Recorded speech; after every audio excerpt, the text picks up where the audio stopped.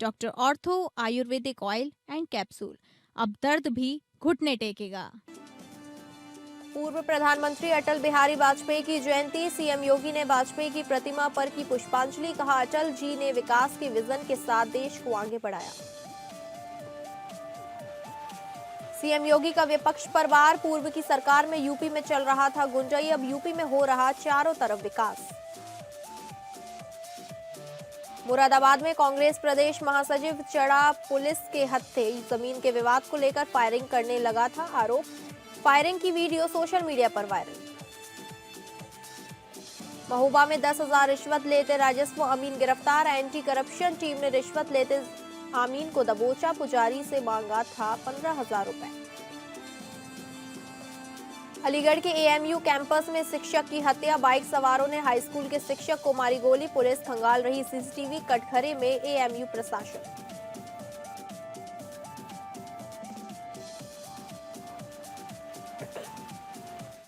नमस्कार, आप सभी का स्वागत है उत्तर प्रदेश बुलेटिन में और मैं हूं आपके साथ अंकिता सिंह। बुलेटिन की शुरुआत करते हैं। मुख्यमंत्री योगी आदित्यनाथ ने पूर्व प्रधानमंत्री भारत रत्न अटल बिहारी वाजपेयी के जन्म दिवस पर उन्हें पुष्पांजलि अर्पित की। मुख्यमंत्री ने लोक भवन स्थित अटल जी की प्रतिमा पर श्रद्धा सुमन अर्पित किया। सीएम ने महामना मदन मोहन मालवीय, राजा बिजली पासी की जयंती पर उन्हें नमन किया और क्रिश्चियन बंधुओं को क्रिसमस की भी बधाई दी। सीएम योगी ने कहा कि पूर्व प्रधानमंत्री भारत रत्न अटल बिहारी वाजपेयी की पावन जयंती है। प्रदेश की राजधानी लखनऊ से प्रतिनिधित्व करते हुए उन्होंने प्रधानमंत्री के रूप में देश को विकास के नए विजन के साथ बढ़ाने का कार्य किया। ये वर्ष विशेष है। श्रद्धेय अटल बिहारी वाजपेयी जी की जन्म शताब्दी महोत्सव का आयोजन पूरे देश में हर्षोल्लास के साथ मनाया रहा। अटल जी की कविताओं के काव्य पाठ, उनके लेखन पर वाद विवाद, पत्रकारिता, संसद और अंतर्राष्ट्रीय मंचों पर अटल जी महत्वपूर्ण भाषण आदि को लेकर पूरे देश में शिक्षण प्रशिक्षण संस्थाओं में अनेक कार्यक्रम भी हुए। सीएम योगी ने कहा कि अटल की पैतृक भूमि उत्तर प्रदेश के आगरा के बटेश्वर में है। उनकी उच्च शिक्षा कानपुर और सार्वजनिक जीवन की शुरुआत बलरामपुर से शुरू हुई थी।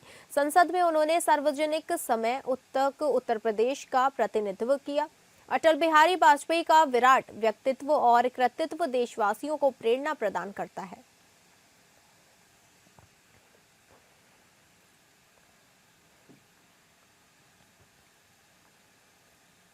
उत्तर प्रदेश विधानसभा में अनुपूरक बजट पर चर्चा के दौरान माननीय मुख्यमंत्री योगी आदित्यनाथ का संबोधन हुआ। वर्दीधारी फोर्स के लिए महत्वपूर्ण होता है जितनी अच्छी ट्रेनिंग होगी, यानी ट्रेनिंग के दौरान जितना पसीना बहेगा उतना सेवा के दौरान खून कम बहेगा।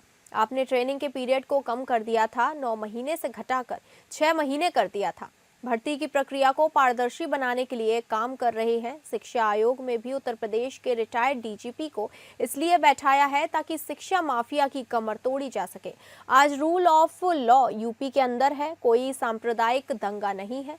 दंगाई का उपचार कैसे होता है इसको बरेली के मौलाना से पूछ लो। अब ना कर्फ्यू है ना दंगा है, अब यूपी में सब चंगा है। ये है नया यूपी। वर्दीधारी फोर्स के लिए महत्वपूर्ण होता है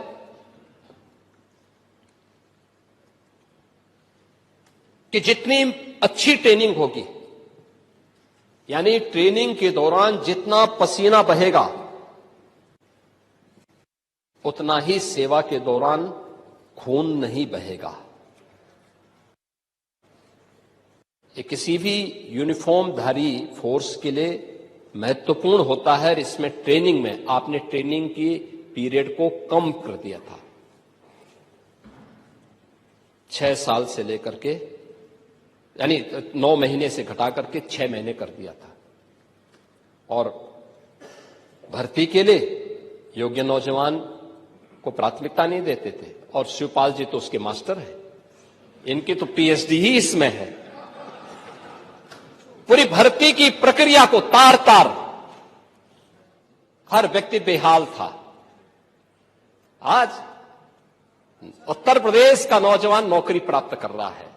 क्या शिक्षा में, क्या उत्तर प्रदेश लोक सेवा आयोग में, क्या अधीनस्थ सेवा चयन आयोग में, क्या पुलिस भर्ती बोर्ड में। और भर्ती की इस प्रक्रिया को ही पारदर्शी बनाने के लिए हम लोगों ने हरेक स्तर पर उस प्रकार के तंत्र को विकसित किया है। और इसीलिए शिक्षा आयोग में भी उत्तर प्रदेश के रिटायर्ड डीजीपी को बिठाया है कि जैसे माफिया की कमर तोड़ी गई है, नकल माफिया की कमर को भी वहां बैठ करके ऐसे तोड़ना है। में कांग्रेस के प्रदेश महासचिव सचिन चौधरी को पुलिस ने गिरफ्तार किया। सचिन चौधरी और उनके साथी के खिलाफ मुकदमा दर्ज कराया गया है। महासचिव सचिन चौधरी पर जमीन के विवाद को लेकर फायरिंग करने का आरोप लगे हैं। जमीन पर कब्जे को लेकर दो पक्षों में विवाद हुआ था। सोशल मीडिया में हंगामे के वीडियो वायरल होने लगे। वायरल वीडियो में कांग्रेस नेता सचिन चौधरी और उनके साथी पर राइफल से कई राउंड फायरिंग का भी आरोप है। सचिन चौधरी पूर्व में भी विवादों में घिरे रहे हैं।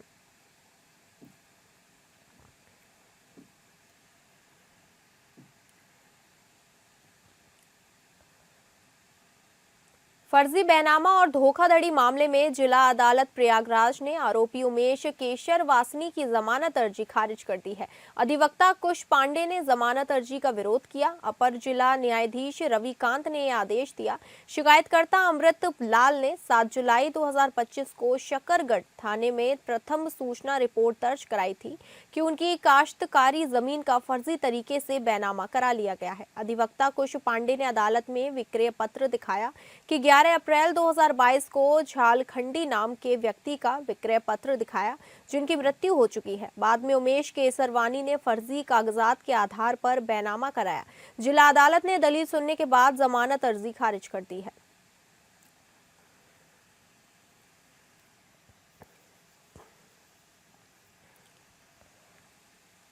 इलाहाबाद हाईकोर्ट ने बुलंदशहर में एसिड अटैक 3 आरोपियों काले, बबलू और अनिल को अपराध से बरी कर दिया है। सत्र अदालत ने इन्हें उम्र कैद की सजा सुनाई थी। यह आदेश न्यायमूर्ति जे मुनीर और न्यायमूर्ति नलिन कुमार श्रीवास्तव की खंडपीठ ने दिया। यह घटना 13 अगस्त 2010 को बुलंदशहर के खुर्जा देहात थाना क्षेत्र के ग्राम धरपा में हुई थी। घर में सो रहे परिवार पर तेजाब से हमला कर दिया गया। रामकुमारी और उनके 2 बेटे रूपेश और चंद्रमोहन झुलस गए थे। उपचार के दौरान रामकुमारी की मृत्यु हो गई थी। अदालत ने मुख्य गवाहों मृतक के पुत्र रूपेश और बेटी बबित के बयानों में विरोधाभास पाया। दोनों गवाहों ने हमले के तरीके और हमलावरों की भूमिका के बारे में अलग-अलग बातें कही। अदालत ने पाया कि घटना अंधेरी रात में सोते समय हुई। ऐसे में हमलावरों को पहचानना मुश्किल था।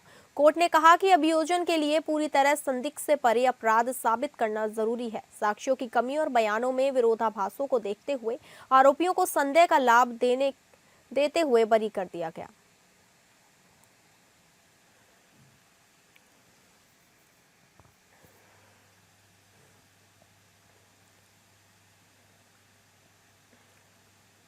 फैजाबाद बार एसोसिएशन अयोध्या वार्षिक चुनाव 2026 के नामांकन का अंतिम दिन रहा, जिसमें अध्यक्ष, उपाध्यक्ष, कोषाध्यक्ष, महामंत्री समेत कई पदों के लिए नामांकन पत्र दाखिल किए गए। नामांकन पत्र दाखिल करने वाली अधिवक्ता प्रत्याशियों में अध्यक्ष पद पर वाईवी मिश्रा, अध्यक्ष जुगल किशोर, कोषाध्यक्ष जयप्रकाश पाल, कार्यकारिणी सी जयप्रकाश मिश्रा नामांकन पत्र दाखिल किया। इस दौरान सभी अधिवक्ता प्रत्याशियों ने प्राथमिकता बताई है। उन्होंने कहा कि हर प्रकार की समस्याओं को लेकर हम अपने अधिवक्ता भाइयों के साथ कंधे से कंधा मिलाकर उनकी लड़ाई लड़ने का काम करेंगे। धन्यवाद देना चाहूँगा जो हमारे अधिवक्ता साथी कल हमारे नामांकन में आए, हमारा हौसला अफजाई किया। हम अधिवक्ता जहाँ तक अधिवक्ता के हित के संबंध में है, नए अधिवक्ताओं, सबसे समस्या नए अधिवक्ताओं के लिए है कि जो है नए अधिवक्ताओं को लाइब्रेरी की सुविधा और बैठने की सुविधा ये होनी चाहिए। और जो सीनियर अधिवक्ता हैं उनके लिए जो बिल्डिंग हमारे यहाँ बनी हुई है, वो 8 मंजिला बिल्डिंग बनी हुई है, लिफ्ट काम नहीं करती है, उस समस्या का निराकरण कराना। और जो अधिवक्ताओं के ऊपर आए दिन पुलिसिया कार्रवाई है, टकराव होता रहता है, इससे जो है सरकार को से जो है हम लोग पुरजोर मांग करेंगे कि पुलिस प्रोटेक्शन, वो जो हमारा प्रोटेक्शन एक्ट है अधिवक्ता का, वो लागू किया जाए। और जो है हमने कल भी बताया था कि अगर हमारे अधिवक्ता के ऊपर किसी थाने में, अयोध्या जिले में FIR दर्ज करने की प्रार्थना पत्र आता है तो हमारा पहला प्रस्ताव कप्तान को रहेगा कि हमको सूचित किया जाए, हमारे संघ को, और तब उसके ऊपर FIR दर्ज की जाए। इससे तनाव बढ़ता है और फिर हमको जो है।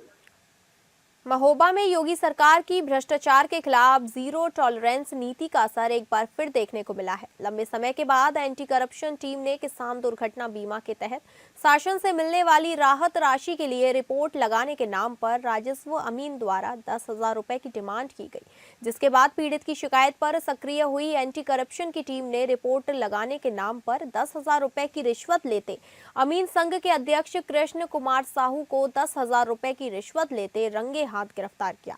फिलहाल एंटी करप्शन टीम ने आरोपी अमीन को पकड़कर उनके हाथ धुलवाए और पीड़ित की दिए गए 10,000 रुपए बरामद कर अग्रिम कार्यवाही शुरू कर दी। जी अमीन साहब, अमीन के अध्यक्ष बता रहे थे। क्या नाम है? के साहू। ये पनवाड़ी में इन्होंने ये कुल पहाड़ में मिले, कुल पहाड़ से बोले हम हैं आपके अमीन और आपकी उगाई जब करेंगे जब हमें आप कुछ देंगे। कैसे आप लोगों ने? तो हमने इनमें शिकायत की, यहाँ महोबा मुकदमा चल रहा है, तो यहीं जाके हम मिले तो उन्होंने कहा कि ठीक है, जब आप रुपये दोगे हमें सूचना देना। तो हमने सूचना दी, उन्होंने मौके पे पकड़ दिया। इन्होंने पैसा मांगा था कि आज देने के लिए, इन्होंने अपनी कमरा पे बुलाया था पनवाड़ी, 10,000 रुपये दिए थे। उससे पहले नहीं दूंगा, अभी मांगे थे।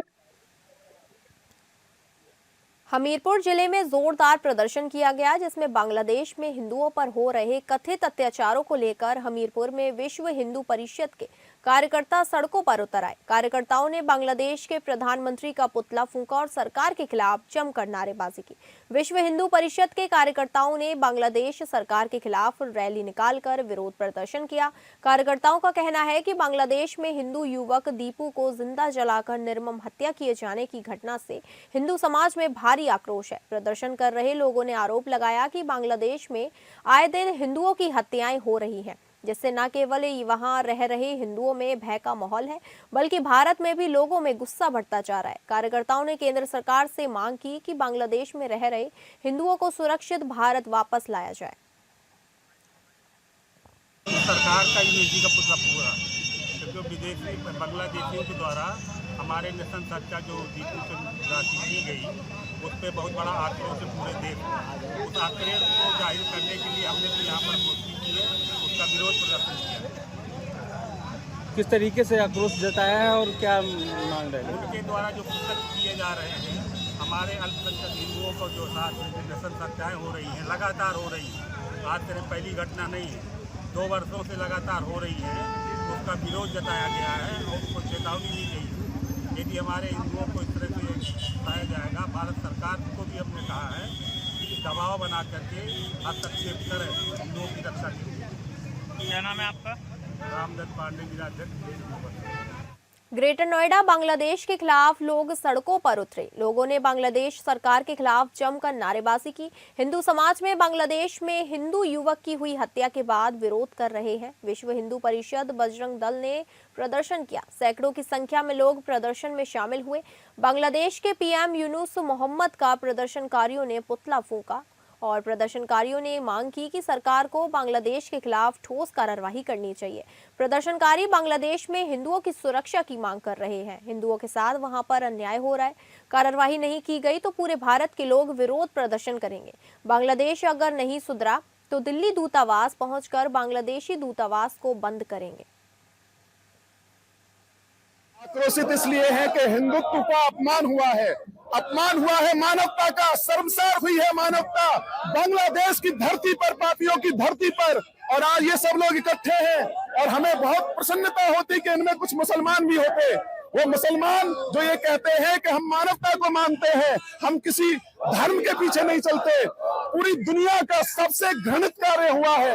अब कितने मानवता के साथ मुसलमान खड़े हैं, उन्हें इस सभा में होना चाहिए था, हमारे साथ होना चाहिए था। तुम्हें क्या डर है? क्या तुम बांग्लादेश में रह रहे हो? अगर हिंदुस्तान में रह रहे हो और हिंदुत्व की बात करते हो, एक बात केवल हिंदू की नहीं है, बात एक हिंदुस्तानी की है, एक भारतीय की है। तो इन सबको यहाँ साथ होना चाहिए था। आज हमारे मुसलमान साथ क्यों नहीं है? अलीगढ़ मुस्लिम विश्वविद्यालय में नकाबपोश बदमाशों के द्वारा एएमयू के एलबीके हाई स्कूल में शिक्षक के पद पर तैनात शिक्षक दानिश राव की ताबड़तोड़ गोलियों से निर्मम हत्या कर दी गई। इस घटना के बाद एक बार फिर एएमयू प्रशासन पर सवालिया निशाने खड़े हो गए हैं। वजह है क्या एक बार फिर अलीगढ़ मुस्लिम विश्वविद्यालय में कट्टा कल्चर शुरू हो चुका है, जिसके चलते टीचर की हत्या का शिकार बनाया गया। खुलेआम लाइब्रेरी कैनेडी हॉल के समीप हुई टीचर की निर्मम हत्या को लेकर परिवारजनों में आक्रोश व्याप्त है, तो वहीं दूसरी ओर एसएसपी अलीगढ़ के द्वारा मौके का निरीक्षण किया है और जल्द आरोपियों को सलाखों के पीछे पहुंचाने की बात कही है। पूरे मामले पर समाजवादी पार्टी के नेता अज्जू इशहाक के द्वारा मौजूदा सरकार पर बड़े सवाल खड़े किए गए हैं। उनके द्वारा यूपी सरकार की जीरो टॉलरेंस नीति पर सवाल खड़े करते हुए आरोपियों की तत्काल गिरफ्तारी की मांग की है। दरअसल पूरा मामला अलीगढ़ के थाना सिविल लाइन इलाके में स्थित अलीगढ़ मुस्लिम विश्वविद्यालय का है, जहां थाना सिविल लाइन्स क्षेत्र में स्थित कैंपस में उस वक्त सनसनी फैल गई जब एबीके हाई स्कूल के एक शिक्षक दानिश दाव पर नकाबपोश बदमाशों ने ताबड़तोड़ फायरिंग शुरू कर दी। बाइक सवार हमलावरों ने कैनेडी हॉल के पास स्थित कैंटीन के पास शिक्षक को कई गोलियां मारी, जिससे वो गंभीर रूप से घायल हो गए।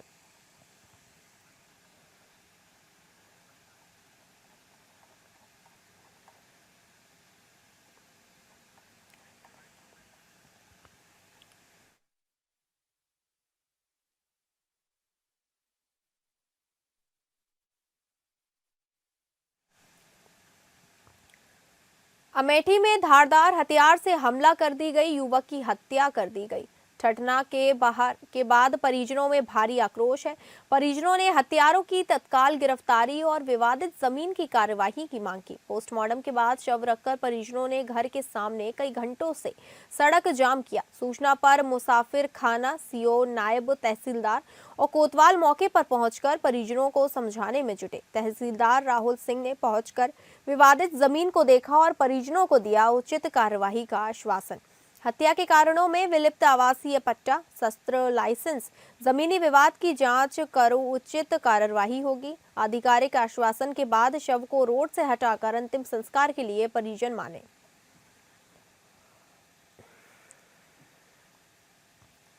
कासगंज जनपद में पुलिस ने एक अभियान के तहत बुधवार देर शाम एक शातिर गौकश को मुठभेड़ के बाद गिरफ्तार कर लिया। पटियाली बाईपास कब्रिस्तान मार्ग पर हुई इस कार्रवाई में अभियुक्त के पैर में गोली लगने से वह घायल हो गया, जिसे उपचार के लिए अस्पताल भेजा गया।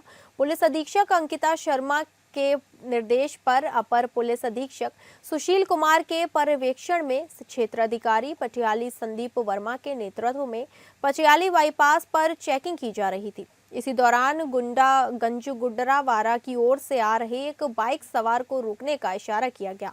पुलिस को देखकर अभियुक्त ने बाइक मोड़ने का प्रयास किया और गिरकर पुलिस टीम पर फायरिंग कर दी।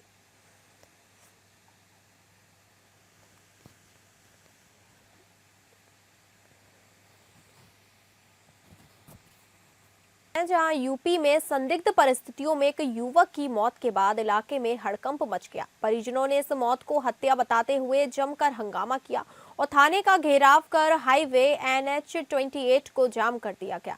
मामला कुशीनगर जिले के हाटा कोतवाली क्षेत्र के पैकौली गांव का है। मृतक की पहचान सुग्रीव चौहान के रूप में हुई। जानकारी के मुताबिक सुग्रीव का एक युवती से प्रेम संबंध था।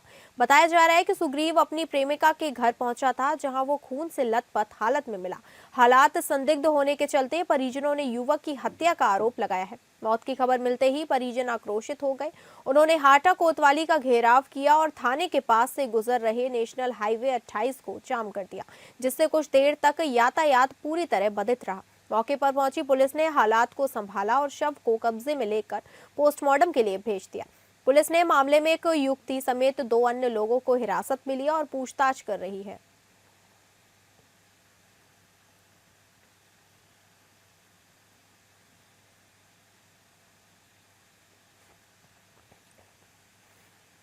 गाजीपुर के थाना गहमर अंतर्गत फौजी गांव गहमर में क्रिसमस की पूर्व संध्या पर बड़ा विवाद सामने आया। सूचना के अनुसार बीती रात ग्राम पंचायत गहमर के खेलू राय पट्टी में 2 पक्षों के बीच पूर्व के विवाद को लेकर जमकर मारपीट हो गई। बताया जा रहा है कि घटना में एक पक्ष के 3 लोग शामिल थे जिन पर दूसरे पक्ष ने हमला कर दिया। मारपीट के दौरान विक्की सिंह नामक युवक गंभीर रूप से घायल हो गया, जिसे इलाज के लिए ले जाया गया, जहां उसकी मौत हो गई। विक्की सिंह के साथ मौजूद 2 अन्य युवक लापता बताए जा रहे हैं, जिनकी तलाश पुलिस द्वारा की जा रही है। घटना की सूचना मिलते ही पुलिस मौके पर पहुंच गई और स्थिति को नियंत्रण में लिया।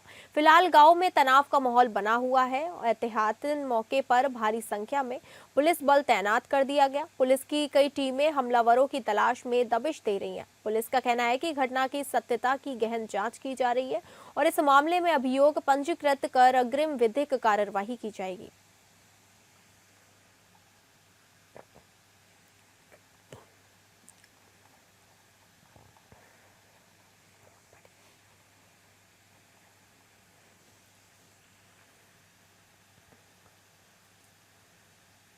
मथुरा में एसओजी टीम और थाना कोतवाली पुलिस की संयुक्त कार्रवाई में तड़के दुष्कर्म के एक मामले में वंचित अंतर्राज्यीय शातिर अपराधी को पुलिस मुठभेड़ के दौरान घायल अवस्था में गिरफ्तार कर लिया गया। आरोपी के कब्जे से अवैध तमंचा, कारतूस और घटना में प्रयुक्त कार बरामद की गई।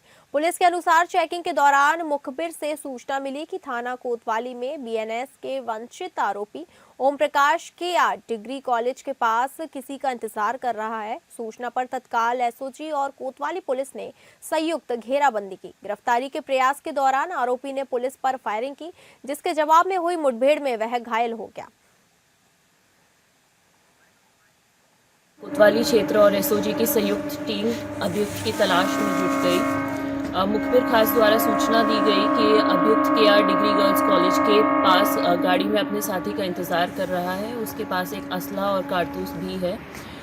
पुलिस जब तलाश करते हुए अभियुक्त की आई तो पुलिस की अभियुक्त के साथ मुठभेड़ हुई, जिसमें अभियुक्त ने पुलिस के ऊपर गोली चलाई। पुलिस ने जवाबी फायरिंग की, उसमें अभियुक्त घायल हो गया। उसको अस्पताल पहुंचाया गया है तथा उसको उपचार हेतु अस्पताल पहुंचाया गया है तथा अग्रिम विधिक कार्रवाई की जा रही है। अभियुक्त एक शातिर अंतर्राज्यीय अपराधी है, जिसके ऊपर पूर्व में भी मुकदमे पंजीकृत हैं। इसमें घटना में प्रयुक्त गाड़ी बरामद हुई है, साथ ही साथ असला, एक जिंदा कारतूस और एक खोखा भी बरामद हुआ है। उत्तर प्रदेश के मुरादाबाद थाना सिविल लाइंस पुलिस ने कैसे नटवर लाल को गिरफ्तार किया है, जिसने सीधे साधे लोगों से लोन दिलाने के नाम पर लाखों रुपए की ठगी की। पुलिस गिरफ्त में खड़ा ये युवक इतना शातिर है, सीधे साधे लोगों को कभी दरोगा बनकर हड़काता तो कभी अधिकारी बनकर। अब तक ये नटवरलाल लोगों को 20 से 25 लाख रुपए का चूना लगा चुका है। बड़ी बात यह है कि इस शातिर नटवरलाल की कई आईडी बनी हुई है।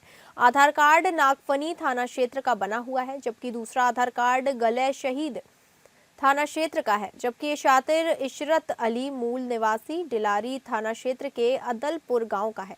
कहते अपराधी कितना भी शातिर हो, लेकिन कानून के पंजे से नहीं बच सकता है। ये जो इशरत है, ये अदलपुर बिलारी का रहने वाला है।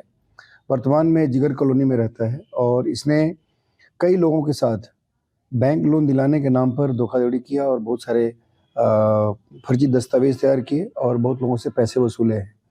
ये शिकायत आई थी, 7 लोगों ने यहाँ शिकायत की थी और उस शिकायत की जांच की गई और उसमें प्रथम दृष्टया पाया गया कि इसके द्वारा लोगों को लोन दिलाने के नाम पर धोखाधड़ी की गई है। उसमें जो उपयुक्त धाराएं हैं उसमें हम लोगों ने अभियोग पंजीकृत किया है और इसको जेल भेजा गया है। इसके बारे में और भी गहराई से छानबीन की जा रही है। इसके बारे में बताया जा रहा है कि ये और लोगों को भी अपना शिकार बना चुका है, तो इसके खिलाफ हम लोग और भी एविडेंस इकट्ठा कर रहे हैं और जो भी एविडेंस होगा उसके हिसाब से इसका डिस्पोजल किया। फिलहाल इस बुलेटिन में इतना ही। नमस्कार।